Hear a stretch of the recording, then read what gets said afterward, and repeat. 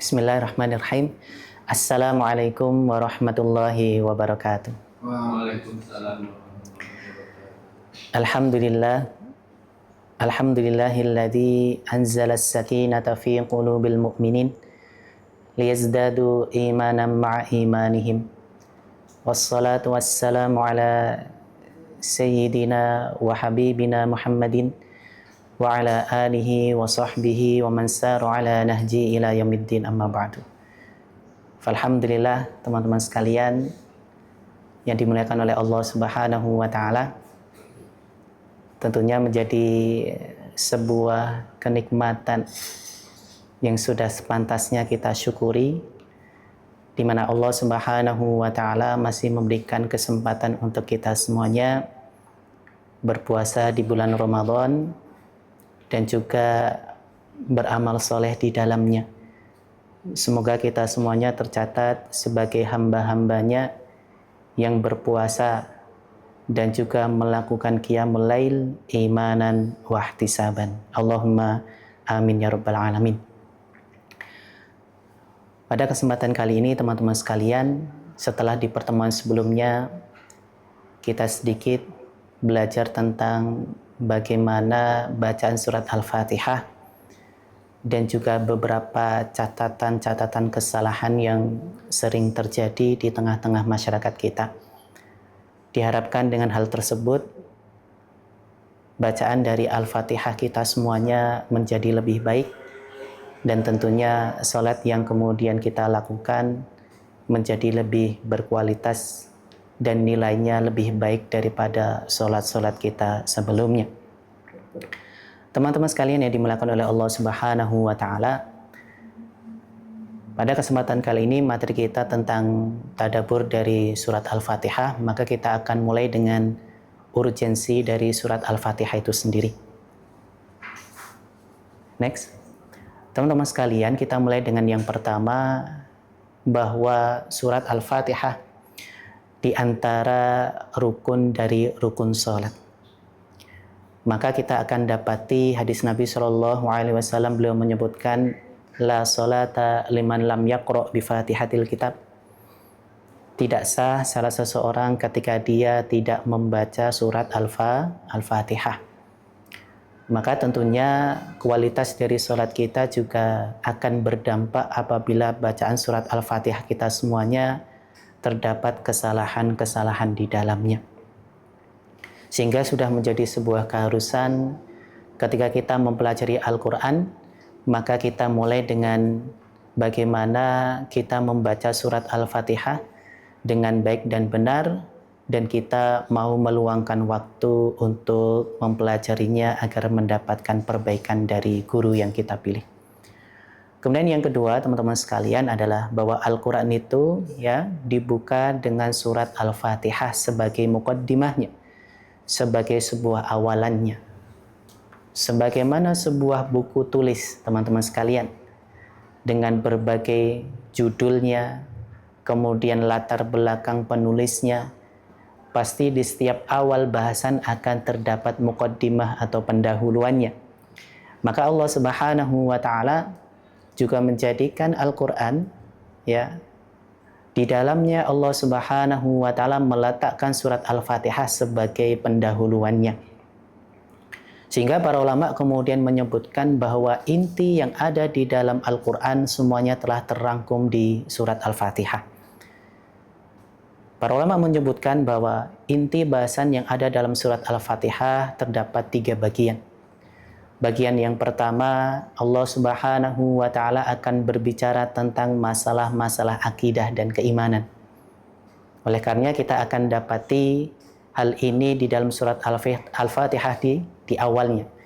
Dimulai dari basmalah, kemudian alhamdulillahirabbil alamin, segala puji bagi Allah Subhanahu wa taala, Rabb semesta alam. Maka di dalamnya terdapat tauhid rububiyah. Allah Subhanahu wa taala yang menciptakan kita semuanya dan alam semesta. Allah Subhanahu wa taala yang menjamin rizki untuk kita semuanya, dan juga Allah Subhanahu wa taala yang mengatur semua sisi dan lini kehidupan kita. Kemudian yang berikutnya Allah Subhanahu wa taala menyebutkan Ar-Rahmanir Rahim, bahwa Allah Subhanahu wa taala Maha Pengasih lagi Maha Penyayang. Maka dalam hal ini teman-teman sekalian disebutkan tentang tauhid asma wa sifat. Ya, tauhid asma wa sifat, bahwa Allah Subhanahu wa taala memiliki nama-nama dan juga sifat-sifat yang sempurna. Yang hal tersebut menunjukkan tentang kesempurnaan bagi Allah Subhanahu wa taala. Walillahil asmaul husna fad'uuhu biha. Allah Subhanahu wa taala memiliki nama-nama yang sempurna, maka berdoalah, mintalah kepada Allah Subhanahu wa taala dengan menyebutkan nama-namanya yang sempurna. Kemudian yang berikutnya Maliki Yaumiddin, bahwa Allah Subhanahu wa taala juga memiliki nama Al-Malik. Bahasanya juga sama sebagaimana ayat sebelumnya, yaitu Ar-Rahmanir Rahim. Namun kemudian teman-teman sekalian, para ulama memberikan sebuah hikmah. Kenapa Allah Subhanahu wa taala lebih mendahulukan kata Ar-Rahman dan Ar-Rahim dibandingkan dengan Maliki Yaumiddin. Bahwa Allah Subhanahu wa taala sebagai penguasa, sebagai raja nanti di hari akhir. Para ulama menyebutkan ketika Allah mengedepankan kata Ar-Rahman dan Ar-Rahim dari kata Malik Yaumiddin, karena rahmat Allah Subhanahu wa taala begitu luas. Karena rahmat Allah Subhanahu wa taala mendahului dari murkanya Allah Subhanahu wa taala. Kemudian yang berikutnya teman-teman sekalian, Allah Subhanahu wa taala menyebutkan Iyyaka na'budu wa iyyaka nasta'in. Pada ayat ini Allah Subhanahu wa taala menyebutkan tentang masalah ibadah, yang kemudian para ulama kita mengistilahkan dengan istilah tauhid uluhiyah, bahwa Allah Subhanahu wa taala satu-satunya sesembahan yang berhak untuk diibadahi dengan benar.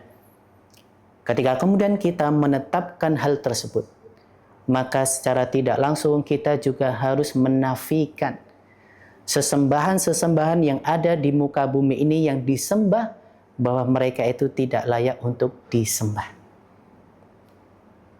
Ayat-ayat tersebut teman-teman sekalian yang kemudian mewakili penjelasan tentang masalah keimanan dan akidah. Kemudian yang berikutnya Allah Subhanahu wa taala menyebutkan Ihdinas siratal mustaqim. Ya. Ihdinas siratal mustaqim. Jadi kalau kemudian kita perhatikan teman-teman sekalian, ya Allah tunjukkanlah kami jalan yang lurus. Mohon maaf sedikit saya ralat, bahwa pada ayat Iyyaka na'budu wa iyyaka nasta'in dan juga Ihdinas siratal mustaqim, di situ teman-teman sekalian ya mewakili ayat yang berbicara tentang masalah syariat. Seperti itu. Ayat yang berbicara tentang masalah syariat. Kita dapati ada syariat tentang puasa, syariat tentang sholat, zakat, haji, dan lain sebagainya. Seperti itu. Kemudian Allah Subhanahu wa taala menyebutkan Ihdinas siratal mustaqim siratal ladzina an'amta 'alaihim ghairil maghdubi 'alaihim waladdallin. Maka pada bagian yang terakhir di sini teman-teman sekalian, bahwa ayat ini mewakili tema bahasan yang ada di dalam Al-Qur'an berkaitan dengan masalah kisah-kisah. Seperti itu. Para ulama kita mufassirin ketika menjelaskan, ya Allah tunjukkanlah kami jalan yang lurus, jalan orang-orang yang telah Engkau berikan kenikmatan. Siapa mereka? Allah Subhanahu wa taala sebutkan di surat An-Nisa, "May yuti'illaha war rasula faulaika ma'al ladzina an'amallahu 'alaihim." Barang siapa yang taat kepada Allah Subhanahu wa taala dan Rasulnya, ya, maka Allah Subhanahu wa taala akan mengumpulkan mereka bersama dengan orang-orang yang telah Allah berikan kenikmatan. Siapa saja mereka? Maka ada 4 golongan teman-teman sekalian. Dimulai dengan yang pertama minan nabiyyin, yaitu para nabi dan rasul. Wasiddiqin, mereka para pecinta kebaikan dan gemar melakukan kebaikan. Kemudian yang ketiga wasyuhada, para syuhada. Dan yang terakhir wassolihin adalah orang-orang yang soleh. Maka pada bagian ini teman-teman sekalian di dalam Al-Quran juga kita akan mendapati kisah-kisah mereka. Kisah para nabi dan rasul ya, seperti itu. Kemudian orang-orang soleh yang mengikuti para nabi dan rasul, seperti itu. Dan juga terkait dengan kisah-kisah para syuhada dan apa yang akan Allah Subhanahu wa Ta'ala berikan kepada mereka. Seperti itu. Kemudian yang berikutnya, ghairil maghdubi alaihim waladdallin. Bukan jalan orang-orang yang engkau murkai dan bukan pula jalan orang-orang yang sesat. Jika kemudian kita membaca tafsirnya teman-teman sekalian ya, di antaranya di situ akan disebutkan maksud dari kedua golongan ini adalah golongan orang-orang Yahudi dan orang-orang Nasrani. Orang-orang Yahudi ya, mereka kemudian dilaknat oleh Allah Subhanahu wa Ta'ala, mereka dimurkai oleh Allah Subhanahu wa Ta'ala karena mereka memiliki ilmunya namun tidak mengamalkannya. Seperti itu. Berbeda dengan yang kedua yaitu orang-orang Nasrani. Mereka beramal tapi tidak berlandaskan dengan ilmu. Oleh karena Allah Subhanahu wa Ta'ala menginginkan orang-orang yang beriman sebagai umatnya Nabi Shallallahu Alaihi Wasallam berada pada tengah-tengah antara keduanya, yaitu mereka itu berilmu namun juga mengamalkan ilmunya. Dengan kata lain, mereka itu mengamalkan suatu ibadah, suatu amalan berlandaskan dengan ilmu.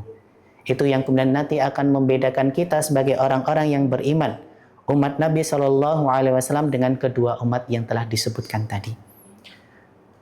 Teman-teman sekalian yang dimuliakan oleh Allah Subhanahu wa Ta'ala, itu dia dua urgensi terkait dengan surat Al-Fatihah. Kemudian kita masuk next berikutnya, yaitu tentang nama-nama lain dari surat Al-Fatihah. Kita mulai dengan yang pertama, yaitu dengan disebut Ummul Kitab atau Ummul Quran.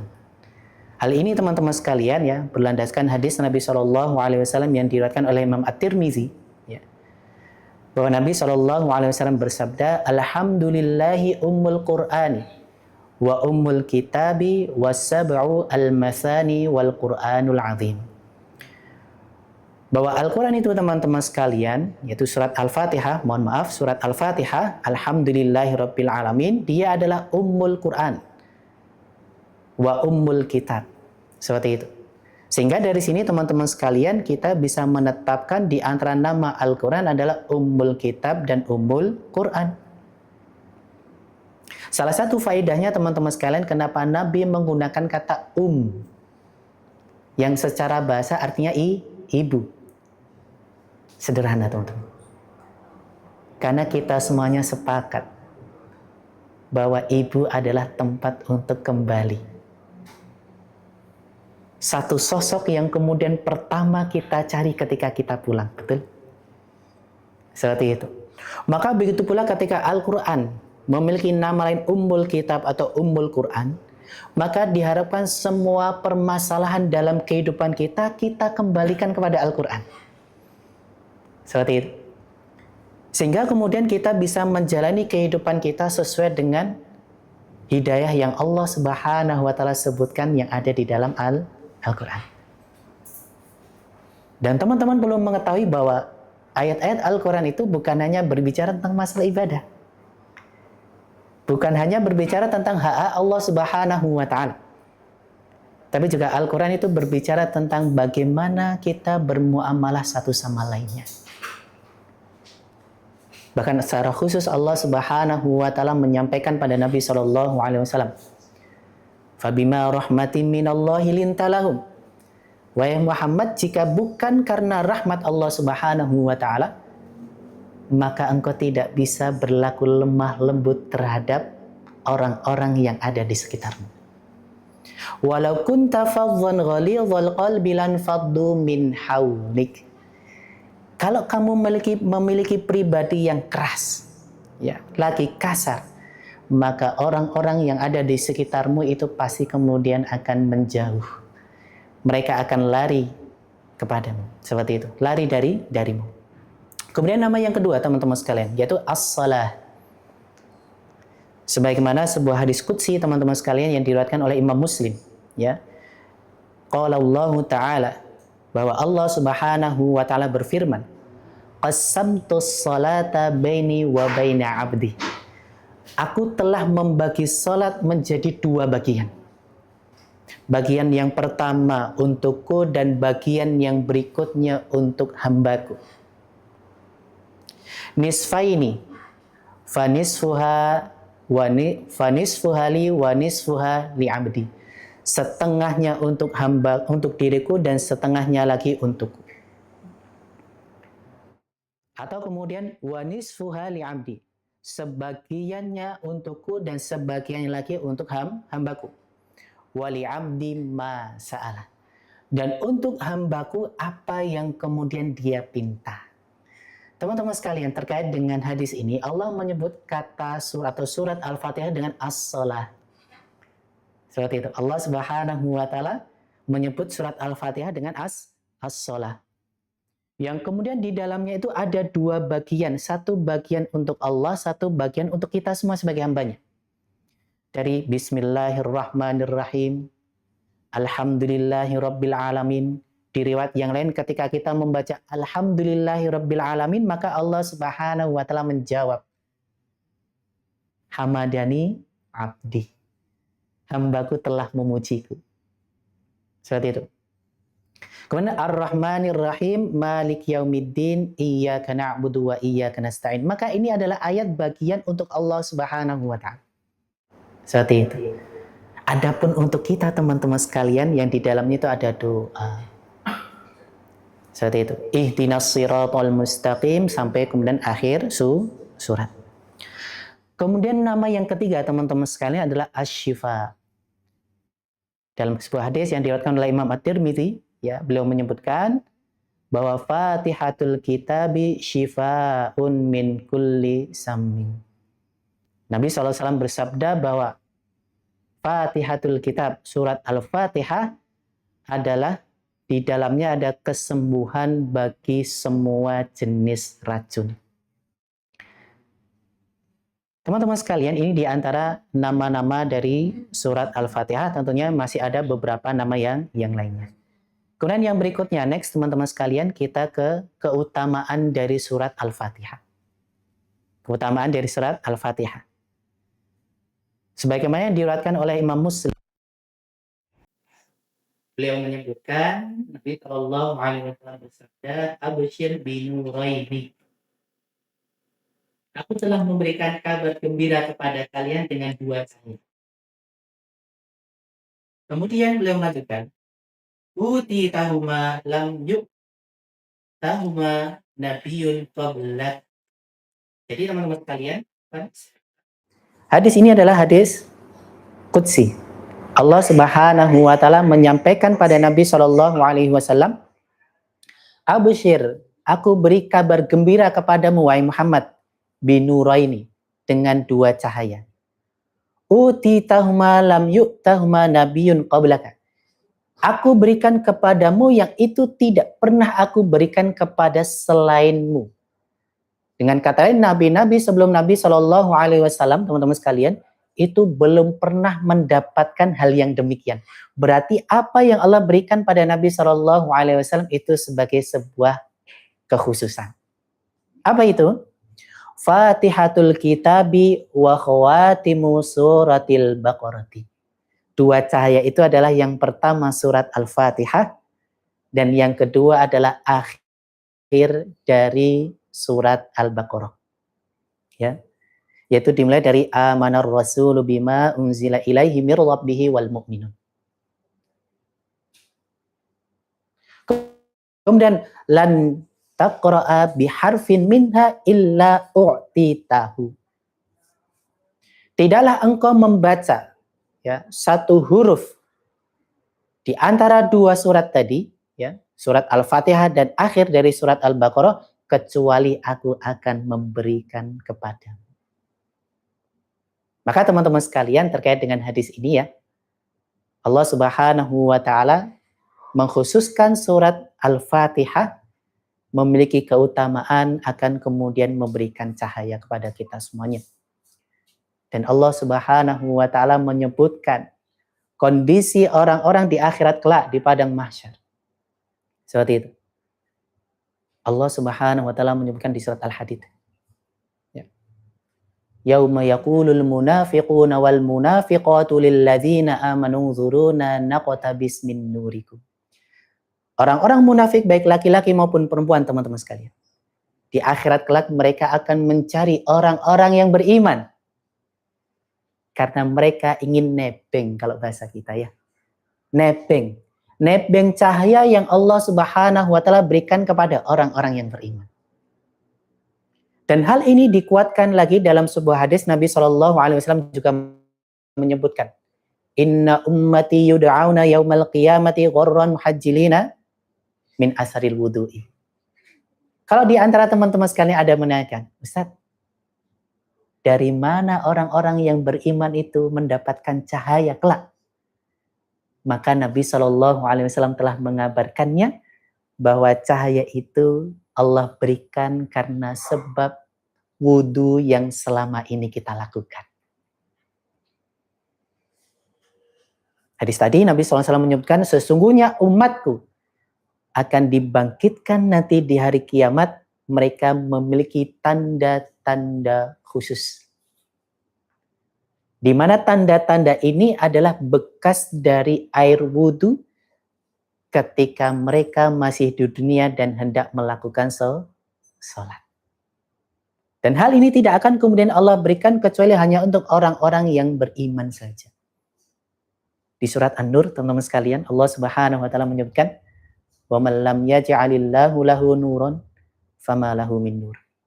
Barang siapa yang di akhirat kelak dia itu tidak Allah berikan cahaya sebagai penerang bagi dirinya, maka tidak ada satupun yang bisa memberikan. Itu dia teman-teman sekalian, kenapa pentingnya kita menjaga sholat kita. Karena kita menjaga wudhu kita. Dengan wudhu itu, maka akan mengantarkan kita menjadi pribadi yang Allah Subhanahu wa taala berikan cahaya di akhirat kelak. Itu dia fadilah dari surat Al-Fatihah. Kemudian next berikutnya teman-teman sekalian, kita masuk pada bagian hukum membaca surat Al-Fatihah bagi makmum. Kalau bagi seorang imam jelas wajib, kan seperti itu. Tidak ada ulama yang kemudian berbeda pendapat kan. Tapi terkait dengan seorang makmum lalu bagaimana? Maka di sini teman-teman sekalian ada 3 pendapat. Pendapat yang pertama singkat saja langsung adalah bahwa bacaan imam merupakan bacaan makmum, maka bagi makmum tidak diwajibkan untuk membaca surat Al-Fatihah. Seperti itu. Ya. Karena bacaan makmum sama dengan bacaan imam sama dengan bacaan makmum. Seperti itu. Kemudian yang berikutnya teman-teman sekalian, yang kedua, bahwa seseorang itu atau seorang makmum juga diwajibkan untuk membaca surat Al-Fatihah. Seperti itu. Saya ulangi teman-teman sekalian ya, bahwa seorang makmum itu ya juga kemudian diwajibkan baginya untuk membaca surat Al-Fatihah. Seperti itu. Kemudian yang ketiga teman-teman sekalian, maka yang ketiga ini ya, kita akan mendapati bahwa tidak semua bacaan imam itu standar sesuai dengan hukum bacaannya. Maka tentunya yang menjadi perhatian teman-teman sekalian adalah seseorang bisa menyesuaikan kondisinya. Ketika bacaan imam itu ya sesuai dengan sebagaimana mestinya, kita bisa mengikutinya. Jika kemudian tidak sebagaimana mestinya, maka tentunya lebih baik kita membaca juga. Karena terkait dengan apabila bacaan seorang imam nanti teman-teman sekalian tidak lebih baik daripada sebagian dari makmum yang hadir di belakangnya, maka kemudian nanti para ulama memberikan rincian-rinciannya. Ada yang mengatakan pendapat yang pertama bahwa sholat makmum tersebut itu menjadi tidak sah. Yang kedua, hendaknya dia itu mufarraqah, meninggalkan jamaah tersebut. Atau yang kemudian yang ketiga, dia meniatkan untuk sholat munfarid walaupun kemudian berada di tengah jamaah. Tapi yang terakhir teman-teman sekalian, dia tetap diwajibkan untuk membaca surat Al-Fatihah seperti itu, dan sholatnya tetap sah. Itu dia teman-teman sekalian. Next, berikutnya kita masuk pada materi tadabur surat Al-Fatihah. Tadaburnya teman-teman sekalian, kita langsung masuk pada faedah-faedah apa saja yang kemudian bisa kita ambil dari surat Al-Fatihah. Karena dari kata tadabur itu sendiri teman-teman sekalian, ya bisa kita sederhanakan kalimatnya bagaimana kita merenungi dan mengambil pelajaran dari ayat-ayat Al-Quran yang kemudian kita baca. Allah Subhanahu wa taala menyebutkan di dua tempat. Afala yatadabbarunal Qur'an walau kana min 'indi ghairillahi lawajadu fihi ikhtilafan katsira. Ayat yang lain, afala yatadabbarunal Qur'ana am 'ala qulubin aqfaluha. Maka terkait dengan materi tadabbur ini teman-teman sekalian, itu menjadi salah satu kewajiban kita sebagai seorang muslim. Karena dengan mentadaburi Al-Quran, kita jadi mengetahui apa yang Allah Subhanahu wa taala inginkan. Sehingga kemudian nanti berikutnya adalah membuahkan amal perbuatan. Kita mulai dengan yang pertama teman-teman sekalian. Next. Isbatu sultanillahi ta'ala ala jami'il makhluqati fil ardi was samawati. Ada yang mau coba baca? Semuanya senyum kan? Gak apa-apa. Ya sesekali senyum gak apa. Faedah yang pertama teman-teman sekalian, atau tadabur, materi tadabur yang pertama adalah bahwa dari surat Al-Fatihah pada ayat Alhamdulillahi Rabbil Alamin, pada kata Rabbil Alamin, ya, bahwa di situ ada penetapan tentang kekuasaan Allah Subhanahu wa taala. Kalau kemudian di dunia ini ya teman-teman sekalian, banyak mereka yang berkuasa, ya, tapi kekuasaan mereka itu tidak akan pernah bertahan lama. Bagaimana dulu kita belajar sejarah ya, dari kerajaan Singosari, Samudra Pasai, dan seterusnya, tidak ada yang kemudian bertahan sampai dengan detik ini. Tapi terkait dengan kekuasaan Allah Subhanahu wa taala, maka itu tanpa batas. Seperti itu. Dan menariknya juga teman-teman sekalian, di awal dari surat Al-Fatihah, Allah memilih kalimat thayyibah dengan kalimat alhamdulillah. Pertanyaannya, kenapa Allah Subhanahu wa taala tidak memulai dengan ayat yang lain atau memulai dengan kalimat thayyibah yang lain? Subhanallah, Allahu Akbar, atau kemudian kalimat thayyibah yang lain? Faedah di situ teman-teman sekalian, di permulaan dari surat Al-Fatihah Allah ingin mengingatkan kita setiap hari bahwa nikmat yang Allah Subhanahu wa taala yang diberikan kepada kita itu begitu banyak. Minimal kita diingatkan 17 kali untuk mensyukuri nikmat yang telah Allah Subhanahu wa taala berikan. Kita tidak pernah meminta kedua mata, tapi Allah Subhanahu wa taala memberikan. Dan kita tidak pernah meminta agar Allah memberikan kedua mata kita secara apa ini namanya? Sejajar. Kita tidak pernah meminta pada Allah Subhanahu wa taala telinga kita dengan jumlahnya 2. Seperti itu. Tidak terbayang ketika Allah Subhanahu wa taala memberikannya itu depan belakang misal, seperti itu. Atau kemudian memberikan hidung kita jumlahnya ada 2 atau 3. Itu di antara nikmat yang kemudian Allah Subhanahu wa taala berikan yang ada di dalam diri kita sendiri loh. Terlebih nikmat yang kemudian Allah Subhanahu wa taala berikan yang kemudian itu tidak ada kaitannya dengan diri kita. Contohnya kita dipertemukan orang-orang soleh. Ini sebuah kenikmatan teman-teman sekalian. Seperti itu. Kemudian yang berikutnya teman-teman sekalian, yang kedua, ittisafullahi ta'ala bisifatir rahmah. Yaitu Allah Subhanahu wa taala mensifati dirinya dengan sifat ar-rahmah. Allah itu memiliki sifat kasih sayang. Dalam sebuah ayat Allah Subhanahu wa taala menyebutkan kataba rabbukum ala nafsihir rahmah. Allah mewajibkan pada dirinya sendiri memiliki sifat kasih sayang terhadap hamba-hambanya. Bahkan teman-teman sekalian, ini kalau kita tahu setidaknya minimal membaca terjemahannya ya. kita akan mendapati luar biasa Allah Subhanahu wa taala menyebutkan isi yang ada di dalam Al-Qur'an. Ketika orang-orang Bani Israel ya ditinggal oleh Nabi Musa seperti itu untuk bertemu bermunajat pada Allah Subhanahu wa taala di Bukit Tur. Tapi sepeninggal beliau Bani Israel kemudian terjatuh dalam kesyirikan, menyembah anak sapi. Singkat ceritanya teman-teman sekalian, ketika Nabi Musa kemudian pulang mendapati umatnya seperti itu, maka kemudian beliau kembali mengingatkan mereka, mengajak mereka untuk menyembah Allah Subhanahu wa taala. Maka apa yang kemudian dikatakan oleh Bani Israel, Allah Subhanahu wa taala abadikan. Waktub lana fi hadhid dunya hasanatan wa fil akhirati inna hudana ilaik. Ya Allah, kami taubat. Maka kami mohon pertobatan kami ini diterima sehingga kemudian kebaikan-kebaikan kami masih tercatat. Dan keburukan-keburukan yang kami lakukan itu Engkau hapuskan. Seperti itu. Bagaimana respon Allah Subhanahu wa taala? Allah Subhanahu wa taala langsung berikan jawaban. Qala azabi usibu bihi man asya. Sesungguhnya azabku akan aku timpakan kepada siapapun yang aku kehendaki. Tapi berikutnya teman-teman sekalian, menarik sekali. Wa rahmati wasi'at kulla syai'. Tapi rahmatku, kasih sayangku itu begitu luas mencakup segala sesuatu.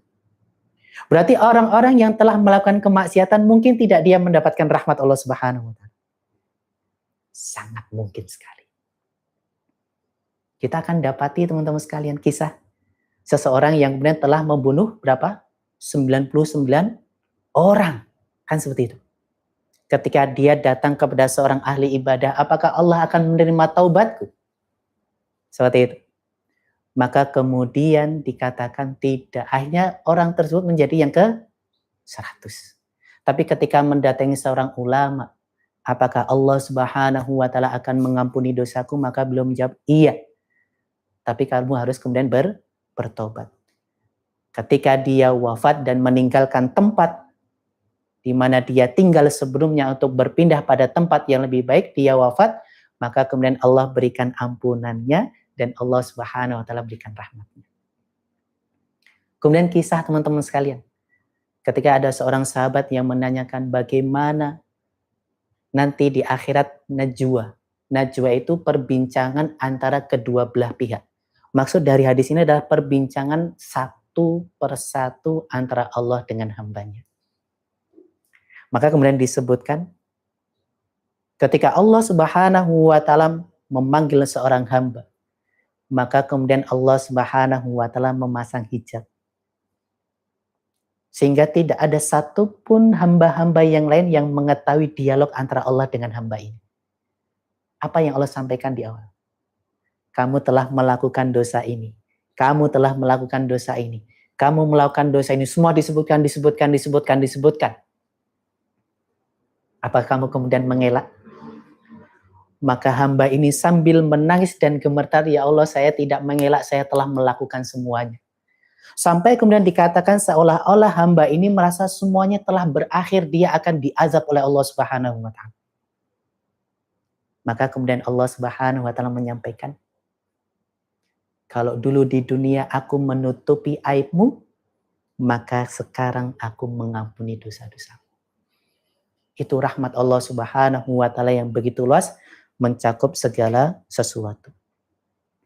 Kemudian yang ketiga teman-teman sekalian, isbatu yaumil qiyamati al-hisabi wal jazai, yaitu adanya hari kiamat, hari pembalasan, hari di mana keadilan itu pasti ditegakkan. Kalau mungkin teman-teman sekalian merasakan hidup di dunia ini pernah merasakan ketidakadilan, maka di akhirat kelak Allah Subhanahu wa taala menjanjikan sebuah keadilan yang tidak akan berpihak kepada siapapun.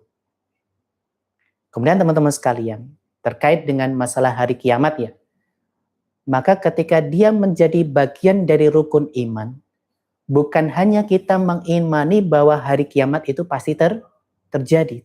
Tidak. Tapi juga kita harus mengimani semua hal yang kemudian akan terjadi setelah hari kiamat itu terjadi. Hari di mana kemudian manusia dibangkitkan, betul? Ya.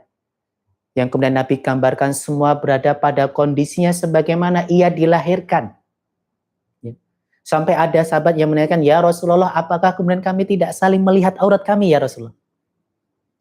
Maka beliau menjawab, bagaimana kalian akan saling melihat sedangkan kalian sibuk dengan diri kalian sendiri? Apakah kalian selamat dari hisab Allah Subhanahu wa ta'ala? Maka teman-teman sekalian, dalam Al-Quran Allah Subhanahu wa ta'ala menyebutkan kalimat fasawfa yuhasabu hisaban yasiro. Salah satu doa yang bisa kemudian kita baca, Allahumma hasibni hisaban yasiro. Ya Allah, hisablah aku dengan hisab yang ringan. Begitu pula juga kita mengimani setelah hisab itu apa teman-teman sekalian? Nanti ada sirat dan seterusnya sampai kemudian berakhir pada surga dan neraka. Semuanya harus kemudian kita imani. Kemudian faedah yang berikutnya teman-teman sekalian. Yang keempat, ya. Next kalimat berikutnya. Al-hikmatu fi taqdimi qaulihi ta'ala.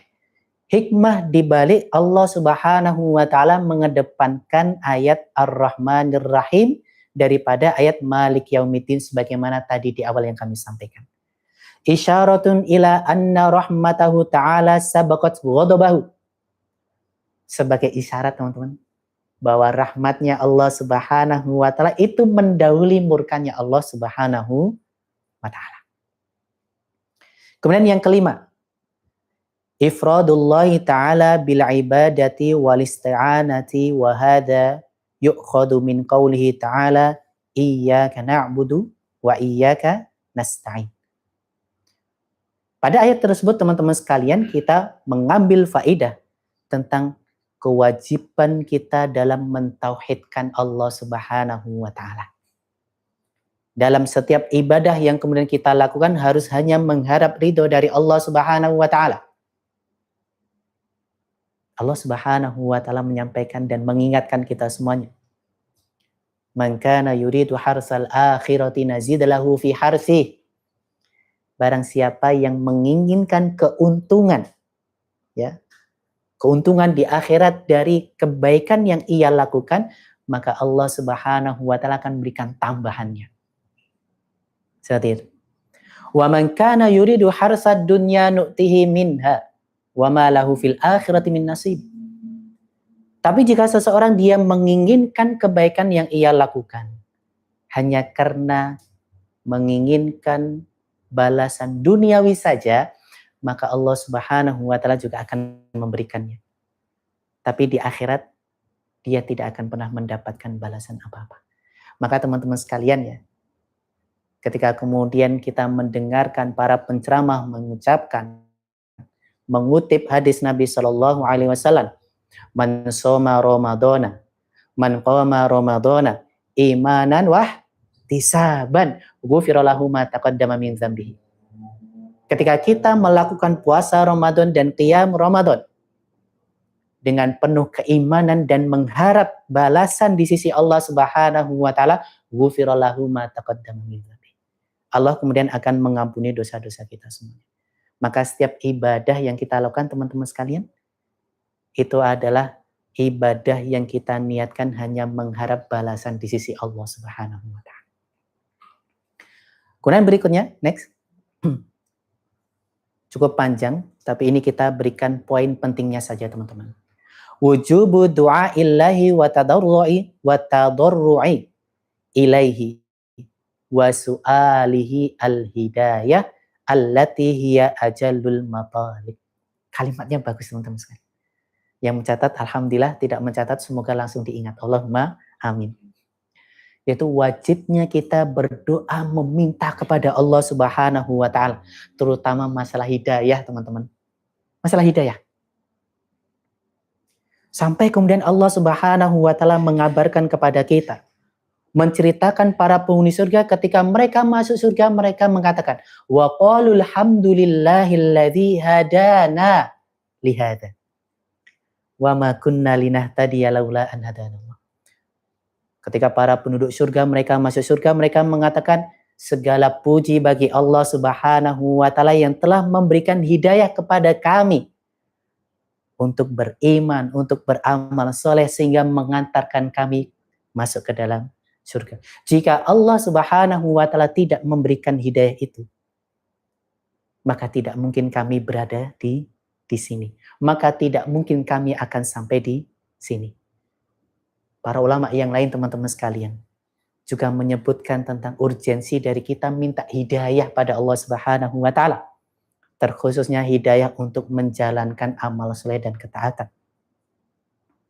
Ketika kita meminta pada Allah Subhanahu wa taala petunjuk, ya, hidayah agar bisa beramal soleh berkaitan dengan masalah ibadah kita pada Allah Subhanahu wa taala, maka dengan itu pula Allah akan menunjukkan, memberikan hidayah terkait dengan hal-hal di luar dari ibadah yang kita lakukan. Teman-teman sekalian pasti masing-masing berada pada posisinya sendiri-sendiri, betul? Dan masing-masing memiliki tugasnya masing-masing, betul? Kadang teman-teman sekalian mendapati posisi sulit ketika apa yang harus dilakukan ketika mendapati sebuah permasalahan, betul? Maka dengan ketika kita meminta hidayah pada Allah Subhanahu wa taala berkaitan dengan amal soleh, agar kita dimudahkan dalam menjalankannya, maka Allah juga akan memberikan hidayah pada kita untuk apa yang harus kita lakukan ketika mendapatkan masalah. Seperti itu. Sehingga beberapa ulama, teman-teman sekalian, sebagian dari mereka itu menyebutkan ketika membaca Al-Quran, seperti itu, hendaknya meniatkan untuk mendapatkan solusi dari permasalahan yang dihadapi. Karena kita semuanya sepakat bahwa Al-Quran itu semua isinya adalah solusi. Isinya semua adalah solusi dari permasalahan kehidupan. Seperti itu.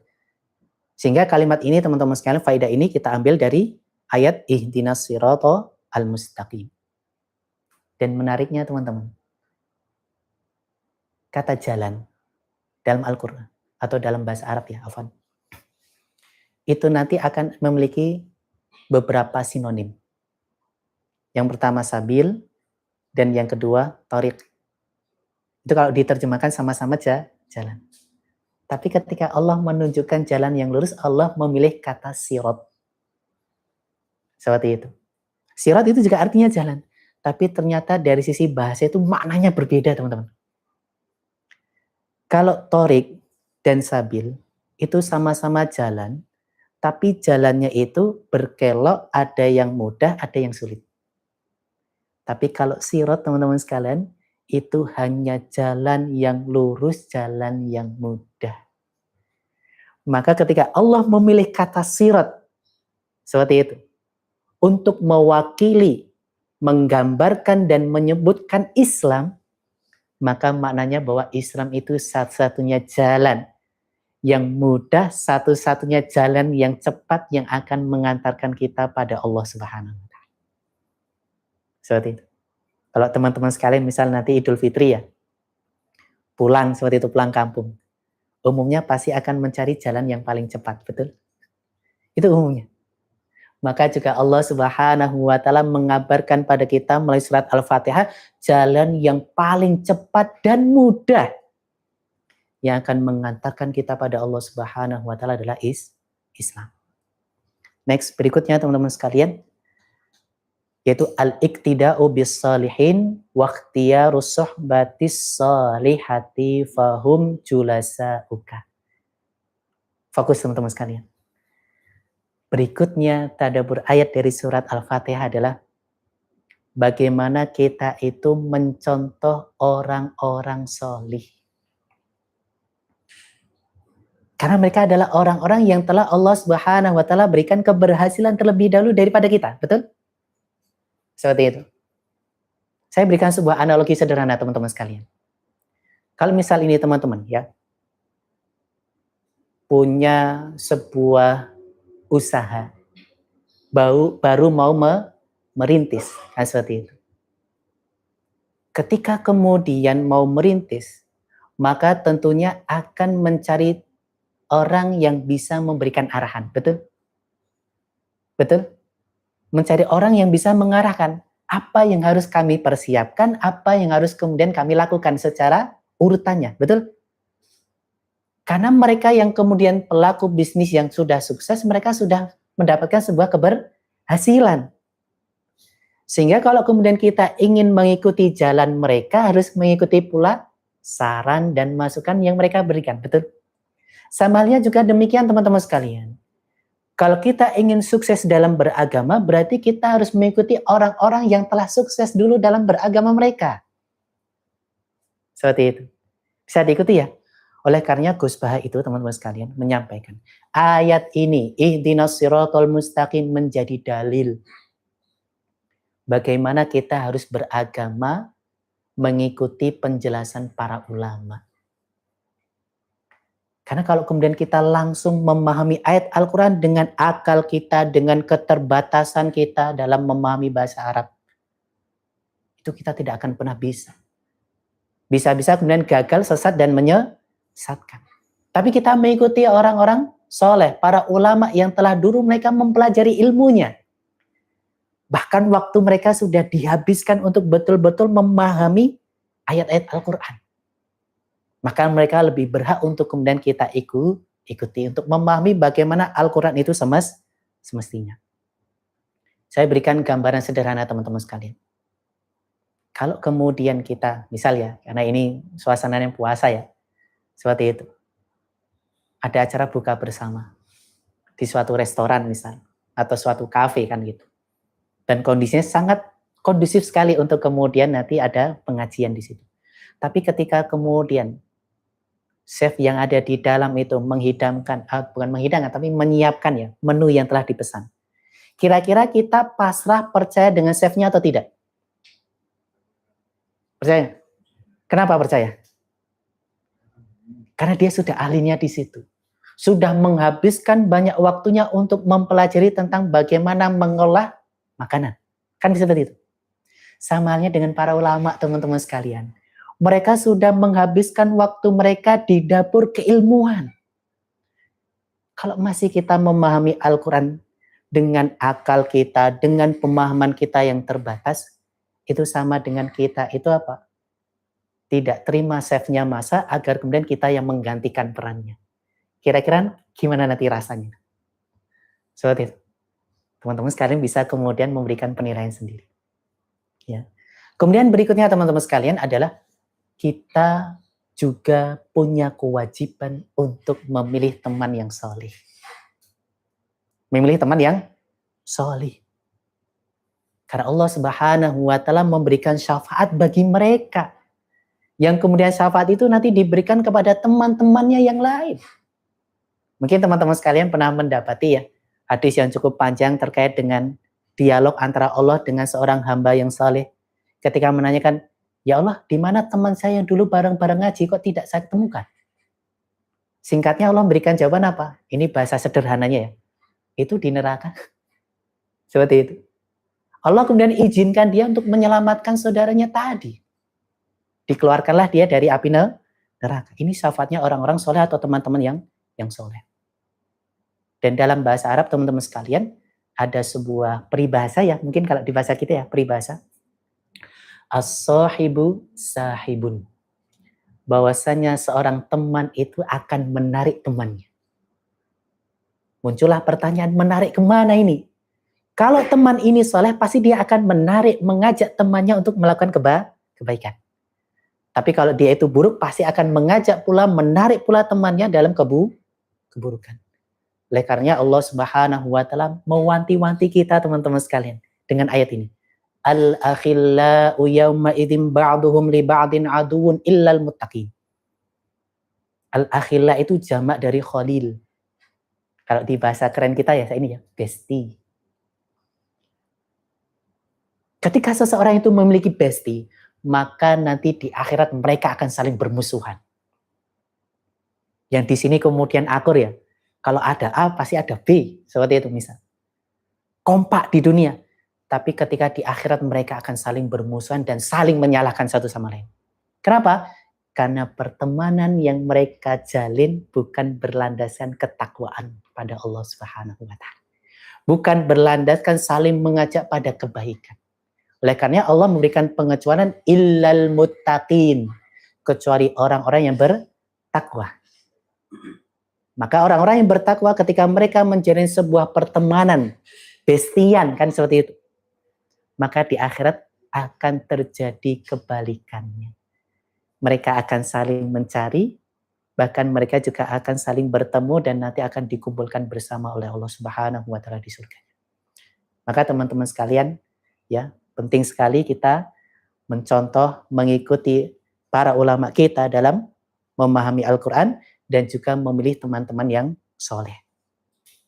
Faedah berikutnya, ihdhar minas suhbati sayyi'ah. Hendaknya kalian itu berhati-hati dengan pertemanan dengan teman-teman yang buruk. Sebagaimana tadi kami sebutkan sebuah peribahasa dalam bahasa Arab ya, as-sahibu sahib. Seorang teman itu pasti kemudian menarik dan mengajak temannya.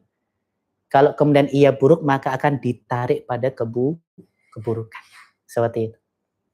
Kemudian yang berikutnya teman-teman sekalian, next, al-ilmu wal-amalu, bahwa ilmu dan amal, ya, itu dua hal yang sangat penting memiliki satu kesatuan. Kalau tadi disebutkan orang-orang Yahudi memiliki ilmu tapi tidak diamalkan, kalau orang-orang Nasrani mereka mengamalkan tapi tanpa ilmu. Maka antara ilmu dan amal teman-teman sekalian, dua hal itu yang tidak bisa dipisah. Seperti itu.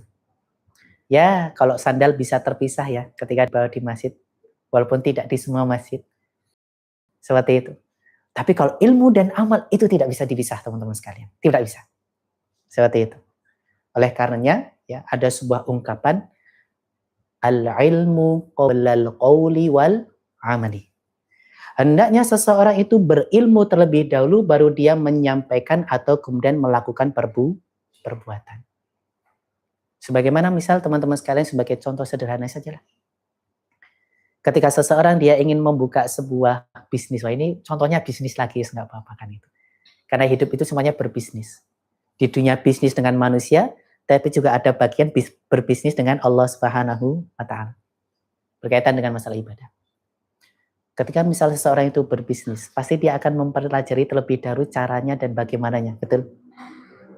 Kalau kemudian berkaitan dengan masalah kehidupan kita saja teman-teman sekalian ya, itu kita membutuhkan ilmu, apalagi terkait dengan kehidupan kita di akhirat kelak. Seperti itu. Maka Nabi SAW menyebutkan tolabul ilmi faridatun ala kulli muslimin. Mempelajari ilmu agama menjadi sebuah kewajiban. Walaupun nanti ada sedikit rinciannya ya, tapi karena keterbatasan waktu kita tidak membicarakan pada kesempatan kali ini. Kemudian teman-teman sekalian, kita lanjutkan. Yang terakhir, faedah yang kemudian kita bisa ambil, ya, yang ke-10, al-isti'abu lima natlubu minallahi ta'ala hatta la takuna kalimatin nuraddiduha bil lisani duna ayyakuna laha mafhumun. Fokus teman-teman sekalian. Hendaknya kita itu mencoba memahami apa yang kita baca dari ayat-ayat Al-Quran. Jangan sampai kita menjadi pribadi yang membaca sesuatu, mengucapkan sesuatu, tapi kita tidak memahami tentang artinya dan maksudnya bagaimana. Seperti itu. Ketika kemudian kita membaca sesuatu dan kita memahami maknanya, maka pasti kemudian akan mengantarkan kita pada melakukan sesuatu kebaikan. Seperti itu. Sama halnya ketika kita membaca surat Al-Fatihah, misal teman-teman sekalian, dan kita mencoba untuk memahami apa yang ada di dalamnya, maka itu nanti akan mengantarkan kita melakukan kebaikan pula. Itu dia teman-teman sekalian terkait dengan tadabbur dari surat Al-Fatihah. Next, berikutnya. Lalu apa yang sekarang harus kita lakukan? Kan seperti itu. Kita sudah dapat faidahnya nih. Sekarang apa yang harus kita lakukan? Maka yang pertama, memperbanyak syukur teman-teman. Memperbanyak syukur. Seperti itu. Dan menariknya ketika Allah Subhanahu wa taala berbicara tentang ayat puasa. Seperti itu. Maka nanti pada bagian akhir-akhirnya, seperti itu Allah menyebutkan la'allakum tashkurun itu. Yuridullahu bikumul yusra wa la yuridu bikumul usra. Walitukmilul iddata walitukabbirullaha ala ma hadakum wa la'allakum tashkurun. Fokus teman-teman sekalian. Ini faedah yang luar biasa sekali. Imam Sibawai. Ada yang kenal Imam Sibawai? Oh, enggak ada ya? Aman. Kalau enggak ada kan tidak saya tanya kenalannya di mana. Oke. Kita fokus lagi ya. Beliau itu seorang ulama bahasa. Ketika beliau menjelaskan kata la'alla, teman-teman sekalian, adalah kalimat yang di dalamnya memiliki makna harapan. Memiliki makna harapan. Contohnya, udrus jaidan la'allaka tanjah.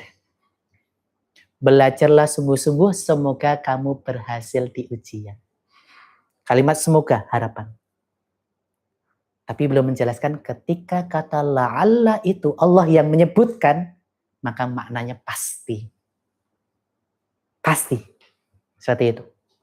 Ketika kita kemudian berpuasa, kemudian mengisi di antara amalan yang kita prioritaskan adalah membaca Al-Quran. Seperti itu. Maka Allah tutup dengan kalimat la'allakum tashkurun, pasti kalian menjadi pribadi yang bersyukur. Maka dibalik dari syariat puasa teman-teman sekalian, itu menumbuhkan rasa syukur dalam diri kita semuanya. Seperti itu. Kemudian yang kedua, meyakini bahwa Allah Subhanahu wa Ta'ala yang menciptakan, yang mengatur dan menanggung rizki. Ya. Dalam sebuah kesempatan kurang lebih maknanya Gus Bah itu menyampaikan gini. Rizki itu Allah yang mengatur. Sebagai buktinya teman-teman sekalian, banyak mereka yang sarjana tapi belum bekerja. Betul? Banyak mereka yang hanya lulusan SD tapi menjadi seorang miliarder pengusaha. Itu menunjukkan bahwa Allah yang ngatur rizki. Seperti itu. Kalau bahasanya Rocky Gerung gimana? Gelar itu atau kemudian apa? Ijazah itu hanya sebagai tanda kalau kita pernah belajar. Seperti itu. Dan realitanya banyak mereka yang tidak kuliah pun juga Allah Subhanahu wa Ta'ala masih memberikan mereka hidup. Seperti itu. Masih memberikan jatah rizki bagi mereka. Oleh karena Allah Subhanahu wa Ta'ala menyampaikan gini teman-teman sekalian. Ahum yaqsimuna rahmata rabbik nahnu qasamna bainahum ma'isyatahum fil hayatid dunya. Wa rafa'na ba'dahum fawqa ba'din darajatil liyattakhidha ba'dahum ba'dan sukhriya. Wa rahmatu rabbika khairum mimma yajma'un. Secara singkatnya dari ayat ini teman-teman sekalian, Allah itu yang membagi rizki. Satu dengan yang lainnya kadarnya berbeda satu sama lainnya. Hikmahnya apa? Agar satu dengan yang lain saling membutuhkan dan saling membantu. Kemudian yang ketiga teman sekalian, dengan sifat rahmat Allah Subhanahu wa Ta'ala menjadikan kita itu optimis. Optimis. Seperti itu. Jangan pernah kemudian kita itu merasa pesimis ketika kegagalan itu seolah-olah menjadi akhir dari segala hal. Jangan. Karena ketika Allah Subhanahu wa Ta'ala menutup satu pintu kebaikan, kita harus yakin akan ada pintu-pintu kebaikan yang lain yang akan Allah buka. Kemudian yang keempat, yaitu memperbanyak amal soleh sebagai bekal kita untuk kehidupan akhirat kelak. Kalau kita nanti mau mudik saja kita bersiap menyiapkan perbekalan, maka tentunya mudik ke akhirat kelak itu juga membutuhkan perbekalan. Seperti itu. Dan Allah Subhanahu wa Ta'ala menunjukkan wa tazawwadu fa inna khairaz zadi taqwa. Berbekalah kalian karena sebaik-baik bekal yang akan kita bawa ketika pulang ya, seperti itu ke akhirat kelak adalah ketakwaan kita pada Allah Subhanahu wa Ta'ala. Kemudian yang berikutnya, selalu ikhlas dalam beramal, teman-teman sekalian. Tidak perlu menghiraukan omongan orang, karena omongan orang itu suatu tujuan yang tidak akan pernah kita dapatkan. Seperti itu. Kalamun nas ghayatun la tudrak. Ucapan manusia adalah sebuah tujuan yang tidak pernah akan kita capai. Kemudian yang keenam, perbanyak doa agar diberikan petunjuk hidayah untuk istiqomah. Seperti itu. Kemudian yang ketujuh, teman-teman sekalian, mencari teman yang baik, ya, dan menghindari teman-teman yang buruk. Bukan berarti kemudian tidak berteman dengan teman yang buruk, tidak. Tapi menghindari ketika mereka mulai memunculkan keburukannya, kita menghindar. Seperti itu. Kita tetap berteman dan kita berusaha untuk mengajaknya dalam kebaikan. Dan yang terakhir teman-teman sekalian adalah beramal dengan berlandaskan ilmu. Itu dia teman-teman sekalian yang dapat kita pelajari pada kesempatan kali ini. Semoga yang sedikit ini menambah wawasan kita, meningkatkan keimanan kita pada Allah Subhanahu wa taala dan menjadikan kita semuanya pribadi-pribadi yang lebih baik setelah bulan Ramadan nanti. Wassallallahu ala nabiyyina Muhammadin wa ala alihi washabbihi ajmain. Wa akhiru da'wana alhamdulillahi rabbil alamin. Tsumma assalamu alaikum warahmatullahi wabarakatuh.